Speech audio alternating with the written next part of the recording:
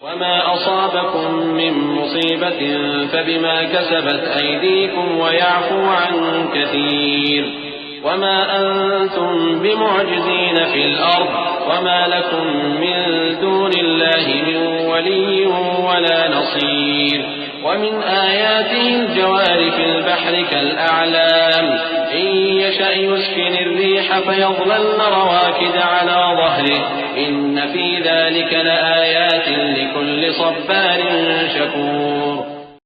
اور جو مصیبت تم پر واقع ہوتی ہے سو تمہارے اپنے کرتوتوں سے، اور وہ بہت سے گناہ تو معاف کر دیتا ہے. اور تم زمین میں اللہ کو عاجز نہیں کر سکتے، اور اللہ کے سوا نہ تمہارا کوئی دوست ہے اور نہ مددگار. اور اسی کی نشانیوں میں سے سمندر میں چلنے والے جہاز ہیں پہاڑوں جیسے. اگر اللہ چاہے تو ہوا کو ٹھہرا دے کہ جہاز اس کی سطح پر کھڑے رہ جائیں.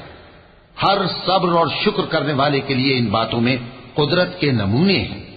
أو يوبقهن بما كسبوا ويعفو عن كثير ويعلم الذين يجادلون في آياتنا ما لهم من محيص فما أوتيتم من شيء فمتاع الحياة الدنيا وما عند الله خير وأبقى للذين آمنوا وعلى ربهم يتوكلون والذين يجتنبون كبائر الإثم والفواحش وإذا ما غضبوا هم يغفرون والذين استجابوا لربهم وأقاموا الصلاة وأمرهم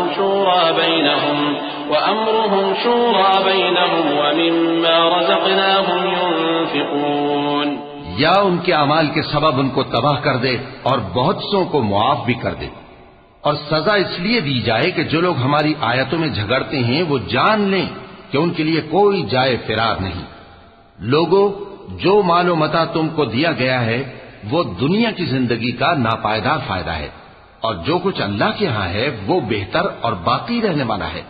یعنی ان لوگوں کے لیے جو ایمان لائے اور اپنے پروردگار پر بھروسہ رکھتے ہیں، اور جو بڑے بڑے گناہوں اور بے حیائی کے کاموں سے پرہیز کرتے ہیں، اور جب غصہ آتا ہے تو معاف کر دیتے ہیں، اور جو اپنے پروردگار کا فرمان قبول کرتے ہیں اور نماز پڑھتے ہیں اور اپنے کام آپس کے مشورے سے کرتے ہیں، اور جو مال ہم نے ان کو عطا فرمایا ہے اس میں سے خرچ کرتے ہیں.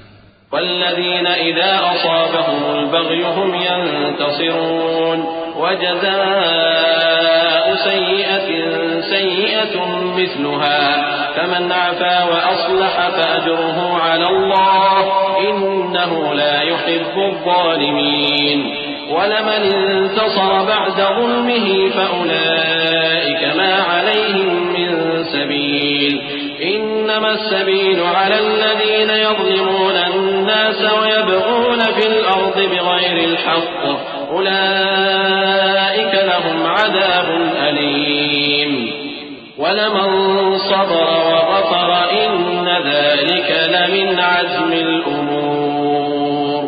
اور جو ایسے ہیں کہ جب ان پر ظلم و زیادتی ہو تو مناسب طریقے سے بدلہ بھی لیتی ہیں، اور برائی کا بدلہ تو اسی طرح کی برائی ہے، مگر جو درگزر کرے اور معاملے کو درست کر دے تو اس کا بدلہ اللہ کے ذمے ہے.